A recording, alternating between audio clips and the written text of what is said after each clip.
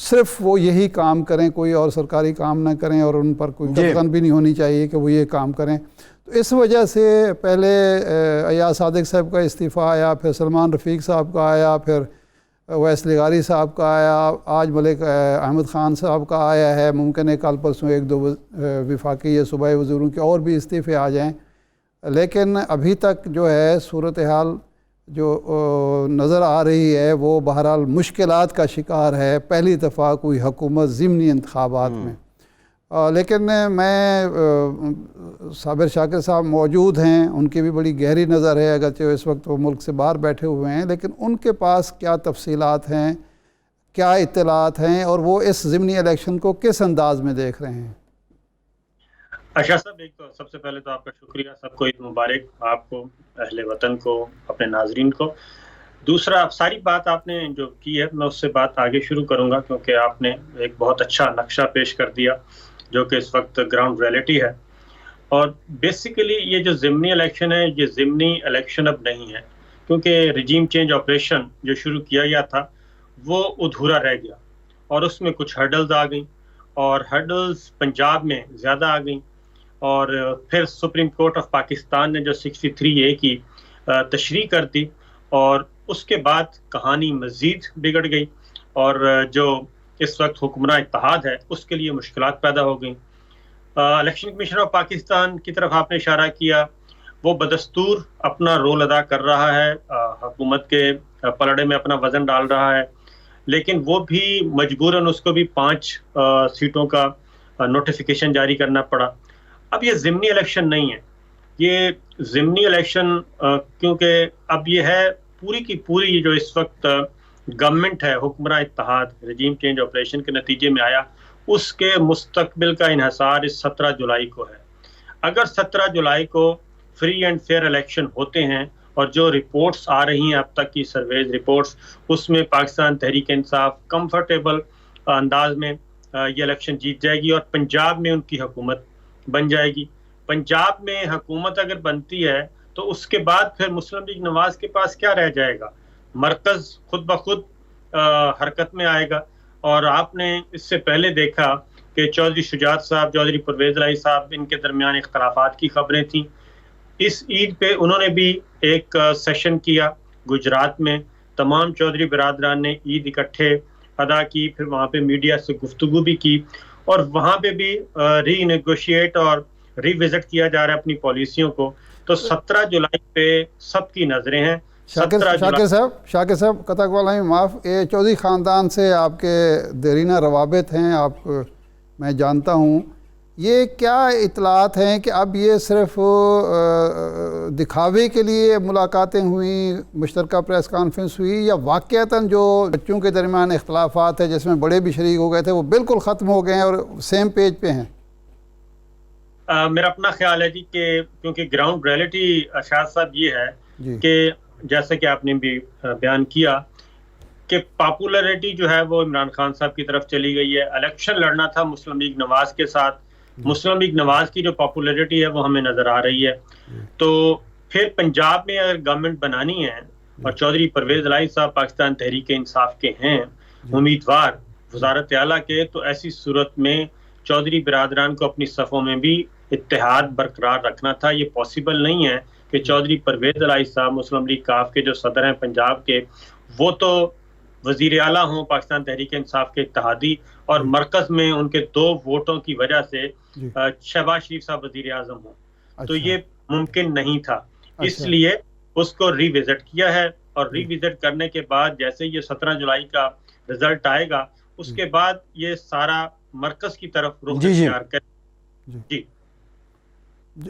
جی بس جی اچھا صابر صاحب، ایک اور بھی بڑا اہم معاملہ ہے. مریم نواز صاحبہ نے کہا کہ ہم ریلیف پیکج جو ہے وہ آج شہباز شریف صاحب اس کو اناؤنس کریں گے. تو اس سے کیا مراد لی جائے؟ جب ریلیف پیکج آئے گا تو obviously وہ سبسڈی ہوگی، تو IMF کے ساتھ جو معاملات تھے اب وہ نہ ہی سمجھی جائے. دیکھیں مسئلہ یہی ہے کہ ان سب کے ساتھ نا بہت بڑا ہاتھ ہو گیا ہے، اور جب آپ اپنے ایجنڈے پہ نہ ہوں اور خود فیصلے نہ کریں، اور ایک ہی جو سکرپٹ ہے، کسی کے پاس ایک سکرپٹ تھا، کسی کے پاس دوسرا تھا، کوئی تیسرا تھا، جب مختلف اسکرپٹ ہوں اور ایک دوسرے کے ساتھ شیئر بھی نہ کیا جائے اور ایک آپ اس طرح سے ڈیسیشن لیں، وہ سارے کے سارے اب الٹے پڑ گئے ہیں۔ آئی ایم ایف کے ساتھ مذاکرات جن وجوہات کی بنا پر ڈونلڈ کی باتیں مان کے یہاں پہ آر سی او کیا گیا، رجیم چینج آپریشن، اس میں نہ ہمارا رشیا کے ساتھ تعلقات رہے۔ چائنا کے وزیر خارجہ کا سٹیٹمنٹ آپ نے سن لیا کہ انہوں نے کیا کہا ہے کہ ایشیائی ممالک جو ہیں وہ مغربی جو ان کا پریشر ہے وہ قبول نہ کریں، ان کے اعلی کار نہ بنیں، وہ واضح طور پہ ہے۔ چائنا ہم سے ناراض ہو گیا، روس سے ہم دور ہو گئے، ریجنل بلاک بن رہا تھا، اس کے ہم ترین پلیئر تھے ہم، اس سے ہم آؤٹ ہو گئے۔ چائنا میں ایک اہم ترین ایک سیمینار، ایک کانفرنس ہوتی ہے، اس میں مودی آتا ہے لیکن ہم نہیں ہوتے۔ تو یہ تو ہے ایکسٹرنل۔ انٹرنل آپ دیکھ لیں کتنی باتیں مانی جا چکی ہیں آئی ایم ایف کی، وہ سب کی سب باتیں ماننے کے بعد اب شرط کیا ہے؟ شرط یہ تھی نہیں کہ آپ نے پیٹرول بڑھانا ہے، سبسڈی دینی ہے، نہیں دینی، اصل ان کا ہدف دوسرا تھا۔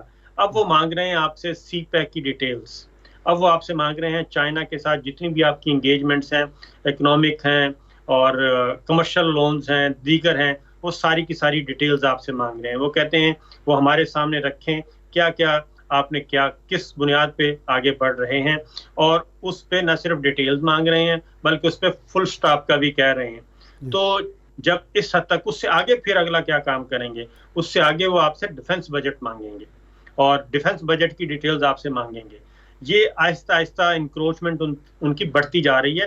اس لیے اب مجھے نہیں لگتا، وہ شوکت ترین صاحب نے صحیح کہا تھا کہ کئی ہفتے لگ سکتے ہیں۔ جب یہ خوشخبری سنائی جا رہی تھی پاکستان میں، مفتاح اسماعیل صاحب دے رہے تھے وزیر خزانہ کے جناب بس بجٹ جیسے ہی اپروو ہوگا 28 جولائی کو، 30 جولائی کو قسط، 30 جون کو قسط آ جائے گی پہلی $1 ارب کی۔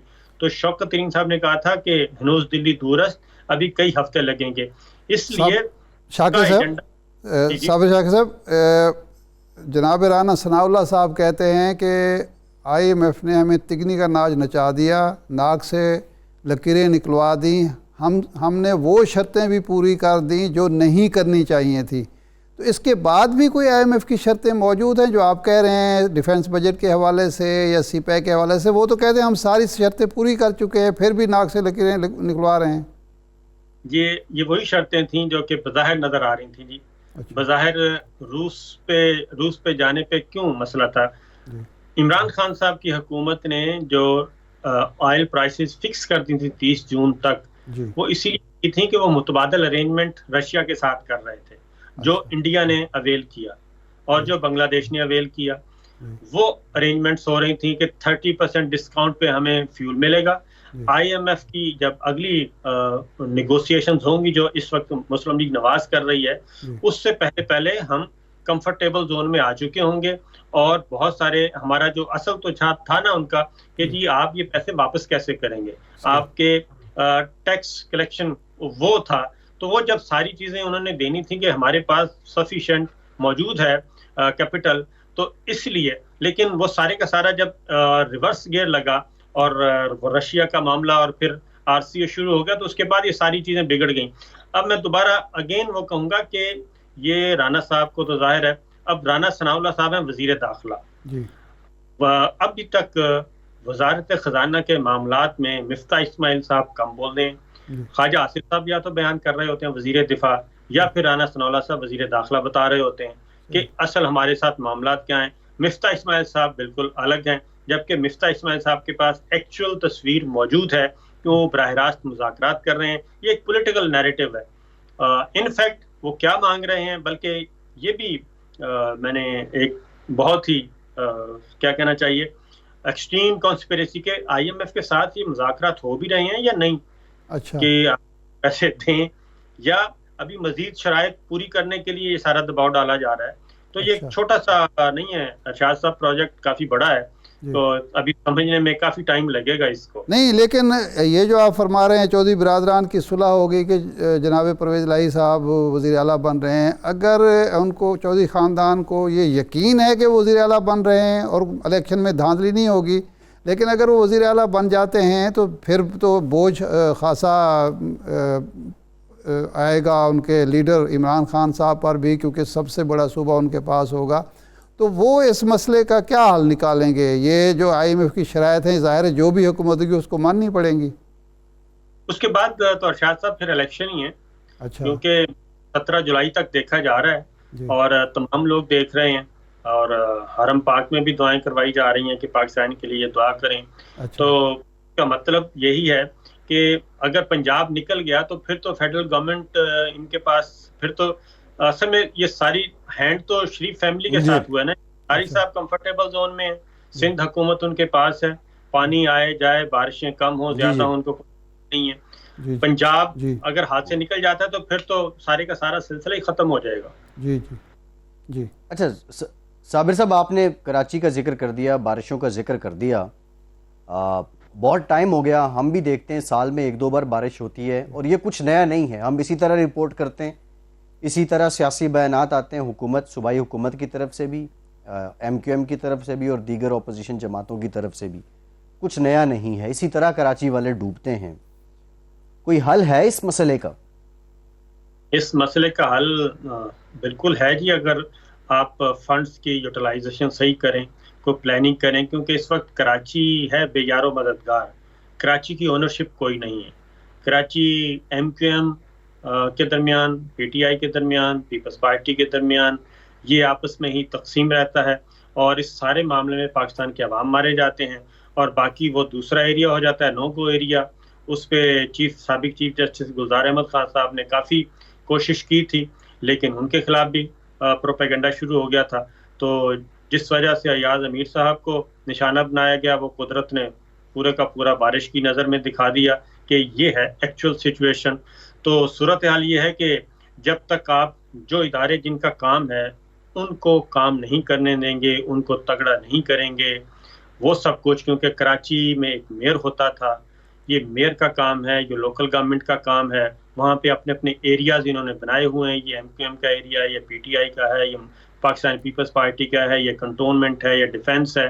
جب اس طرح کی چیزیں ہوں گی تو پھر یہی ہوگا، کیونکہ یہ کافی عرصے سے ہم دیکھ رہے ہیں سب سے اچھی جو میئرشپ کی تھی وہ کی تھی نعمت اللہ صاحب نے مرحوم، اور اس کے بعد پھر مصطفیٰ کمال صاحب نے۔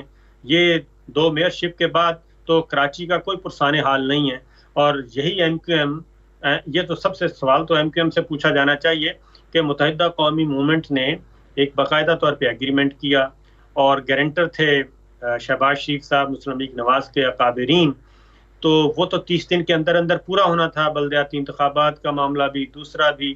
تو اب ان کو کیا مجبوری ہے کہ وہ بدستور اسی اتحاد کے ساتھ جڑے ہوئے ہیں اور ساری تباہی بھی اپنی آنکھوں سے دیکھ رہے ہیں، تو یہ بتا دینا چاہیے ان کو کہ کیا ان کی مجبوری۔ صابر صاحب آپ لندن میں بیٹھے ہیں، پچھلے دنوں اسحاق ڈار صاحب نے کہا کہ میں پاکستان جا رہا ہوں میاں نواز شریف صاحب کی اجازت سے۔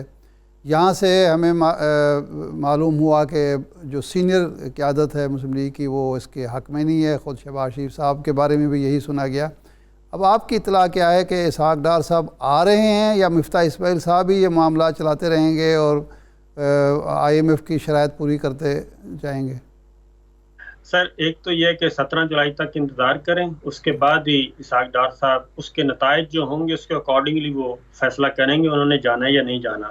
نمبر 1، اسحاق ڈار صاحب کی وجہ وزارت خزانہ نہیں ہے، وہ پرائم منسٹر آنا چاہ رہے ہیں، کیونکہ امپورٹنٹ جو تقرری ہونی ہے بقول خرم دستگیر صاحب کے نومبر کے آخری ہفتے میں، اس سے پہلے نواز شریف صاحب چاہتے ہیں کہ اسحاق ڈار صاحب ان کے معتمد جو ہیں وہ وزیر اعظم ہاؤس میں موجود ہوں، اور شہباز شریف صاحب جو ہیں اس وقت وہ ڈاواڈول نہ ہوں اور ان کو طاقت فراہم کرنے والے وہیں پہ موجود ہوں۔